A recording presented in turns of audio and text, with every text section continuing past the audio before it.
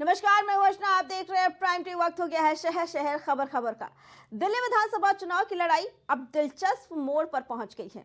Bharatiya Janata party और आम आदमी पार्टी एक दूसरे पर हमलावर हैं। इस बीच सोमवार को आम आदमी पार्टी के राष्ट्रीय संयोजक और दिल्ली के पूर्व सीएम अरविंद केजरीवाल ने बीजेपी पर जोरदार हमला बोला है। उन्होंने रामायण से जुड़ा एक किस्सा सुनाते हुए बीजेपी नेताओं पर गंभीर आरोप लगाया है। दरअसल कल आम आदमी पार्टी के नेता अरविंद केजरीवाल सोमवार को एक जनसभा को संबोधित करने के लिए पहुंचे, जहां उन्होंने बीजेपी पर झुग्गी झोपड़ी की जमीन हड़पने का आरोप लगाया। तो वहीं केजरीवाल के इस दावे पर राज्यसभा सांसद स्वाति मालीवाल ने पलटवार किया है। उन्होंने केजरीवाल के वीडियो को साझा करके एक्स पर लिखा है कि राम जब वन में खाना ढूंढने गए थे तो रावण सोने का हिरण बनकर आया था। ये कौन सी रामायण में लिखा है केजरीवाल जी?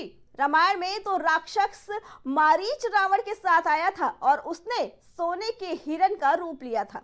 सीता माता ने लक्ष्मण जी से नहीं, श्री राम ने सोने का हिरण लाने के लिए कहा था। आप चुनाव आते ही हिंदू बन जाते हैं। आज आपसे रट्टा लगाने में थोड़ी गलती हो गई। आपको बता दें कि दिल्ली की सभी 70 विधानसभा सीटों पर एक चरण में 5 फरवरी को मतदान होगा और 8 फरवरी को नतीजे आएंगे। साल 2020 के विधानसभा चुनाव में आम आदमी पार्टी ने 70 में से 62 सीटों पर जीत हासिल की थी, जबकि बीजेपी ने 8 सीटों पर ही जीत दर्ज की थी। लेकिन इसके अलावा 2015 में हुए विधानसभा चुनाव में आपने प्रचंड बहुमत के साथ 67 सीटें जीती।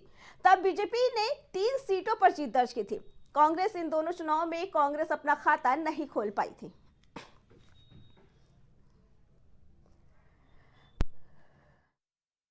तो एक दिन रामचंद्र जी खाने का इंतजाम करने जंगल में गए। माता सीता को अपनी झोपड़ी में छोड़ गए और लक्ष्मण को बोले कि तू सीता मैया की रक्षा करेगा। इतने में रावण आया सोने का हिरण बनके। आया कि नहीं आया? सोने का हिरण बन के आया। सीता मैया लक्ष्मण को बोली मेरे को ये हिरण चाहिए। लक्ष्मण बोला ना मैया, भगवान राम कह के गए हैं कि मेरे को आपकी रक्षा करनी है। उसने बोली नहीं, मैं तेरे को आदेश देती हूं, जाओ और हिरण को पकड़ के लाओ। लक्ष्मण के पास चारा नहीं था। लक्ष्मण चला गया और वो रावण अपना वेश चेंज करके और सीता मैया का हरण करके ले गया।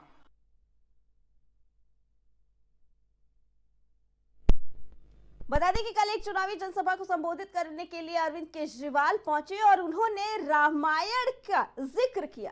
रामायण का जिक्र करते हुए उन्होंने झुग्गी झोपड़ियों में रहने वाले सभी दिल्ली वासियों को सचेत किया कि कोई भी बीजेपी को वोट ना डाले, क्योंकि बीजेपी वाले वैसे ही छलावा करते हैं जैसे रामायण में किया गया था। लेकिन रामायण का जिक्र करते हुए अरविंद केजरीवाल की जबान जरा सी फिसल गई। उन्होंने ये उदाहरण दिया कि जब श्री राम खाने की खोज में गए थे, उनका ये कहना था कि श्री राम खाने की खोज में गए हुए थे, तब रावण हिरण का रूप धर के आया और माता सीता ने लक्ष्मण जी से वो हिरण डालने के लिए कहा था। बता दें कि उसके बाद से ही स्वाति मालीवाल ने लगातार उनके वीडियो को अपने एक्स पर शेयर करते हुए ये लिखा है, उन पे तंज कसा है कि अरविंद केजरीवाल जी हिंदू बन जाते हैं आप जैसे ही चुनाव आता है, लेकिन इस बार रट्टा लगाने में थोड़ी देर हो गई। साफ तौर पर स्वाति मालीवाल ने कहा कि आपने जो रामायण पढ़ी है वो किसी ने नहीं पढ़ी है, क्योंकि आपने अलग तरीके की रामायण पढ़ी है। इसी पे आगे जानकारी देने के लिए हमारे साथ बीजेपी प्रवक्ता आकाश राय जुड़ चुके हैं। आकाश जी, कल अरविंद केजरीवाल की जुबान रामायण का उदाहरण देने में थोड़ी फिसल गई, क्या कहना है इसके बारे में? क्योंकि स्वाति मालीवाल ने अब इसको लेकर भी तंज कसा है, क्योंकि रामायण सबने बचपन से पढ़ी है और सबको पता है कि कौन हिरण बन के आया था और कौन गया था हिरण को ढूंढने के लिए। क्या कहना है इसके बारे में?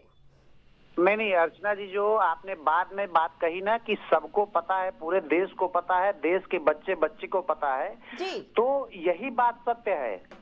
अरविंद केजरीवाल ने जब ये बातें कही वहां पे ना, तो वो उसके पीछे उनका मकसद था कि हिंदुत्व को अपमानित करना, हिंदुओं को अपमानित करना। ये एक पूरा कुचक्र ये चलाया जा रहा है इंडिया अलायंस के द्वारा। और अब अरविंद केजरीवाल जो लगातार पिछले 3 सालों से इनकी पूरी की पूरी कैबिनेट सिर्फ और सिर्फ भ्रष्टाचार में लिप्त है। अब जब इनके पास कुछ नहीं बचा है तो ये प्रभु श्री रामचंद्र जी पे इस प्रकार की बातें कर रहे हैं जिसको इस देश का हिंदू जनमानस कभी भी स्वीकार नहीं करेगा। आप सोचिए कि जिस कहानी को बच्चा बच्चा जानता है उसको ये किस प्रकार से चटकारे लेके बताते हैं। और दूसरा मेरा पॉइंट है, जब ये कहते हैं कि जिस प्रकार से रामायण में छल हुआ था उस प्रकार से बीजेपी वाले छल करते हैं। कहना क्या चाहते हैं, रामायण में छल हुआ था। अरे रामायण त्याग के लिए पूरे देश में एक मिसाल मानी जाती है कि जिस प्रकार से रामायण में प्रभु श्री रामचंद्र जी और भरत भैया के जो चरित्र में जिस प्रकार से त्याग था उसको चरित्र दिखाया जाता है। और ये कह रहे हैं कि उसमें जो है कि ठगी हो रही है।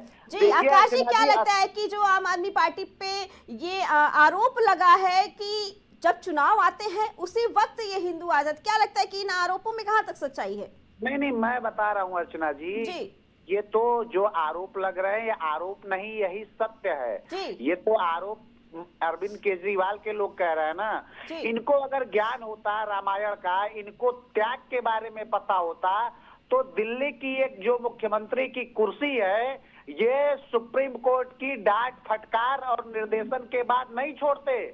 ये अगर इन्होंने मुख्यमंत्री की कुर्सी छोड़ी है तो इनको पता है कि वो सचिवालय नहीं जा सकते, वो किसी फाइल पे साइन नहीं कर सकते, मुख्यमंत्री के रूप में उनके पास कोई अधिकार नहीं है। तब उन्होंने ये पद अपना आतिशी जी को सौंपा है और वो खुद कहते हैं कि ये टेम्पररी मुख्यमंत्री है। मतलब आप सोचिए कि एक महिला जो इस समय दिल्ली की मुख्यमंत्री है उनको ये इस काबिल भी नहीं समझते कि ये अगर अगली बार इनको जनता अवसर दे तो उनको मुख्यमंत्री बनाए। ये तो बार बार अरविंद केजरीवाल को मुख्यमंत्री बनाने की बात करते हैं। तो क्या इनको लगता है कि दिल्ली के लोग इस प्रकार के लोगों को एक्सेप्ट करेंगे? नहीं करेंगे। इसलिए जब अरविंद केजरीवाल को अपनी संभावित हार दिख रही है तो वो सिर्फ और सिर्फ मुस्लिमों को खुश करने के लिए मुस्लिम तुष्टीकरण की अपनी जो राजनीति है उसको और बल देने के लिए क्योंकि अरविंद केजरीवाल ने ये जो लाइनें बोली है कहीं ना कहीं ये एक हिंदू समुदाय को, लोगों को नाराज करती हुई नजर आती है। अर्चना जी, ये सीधे सीधे हिंदू जनमानस को अपमानित करने का एक प्रयास है।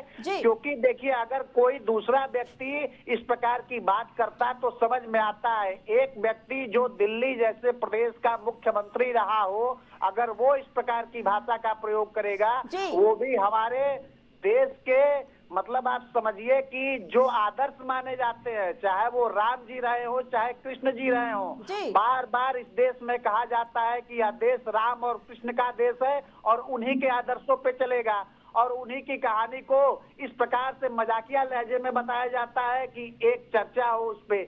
क्यों ऐसा किया जा रहा है? ये सिर्फ और सिर्फ अपनी हार से बचने के लिए कि बहाने खोजे जा रहे हैं। इनको पता है कि दिल्ली की जनता इनको नकार चुकी है, इनका बोरिया बस्तर बांध दिया जाएगा दिल्ली की जनता द्वारा। और ये जो शीश महल में बैठ के इन्होंने जो कमोड लगाए थे ना 10-10, 20-20 लाख रुपए के, वो दिल्ली की जनता देख रही है, समझ रही है।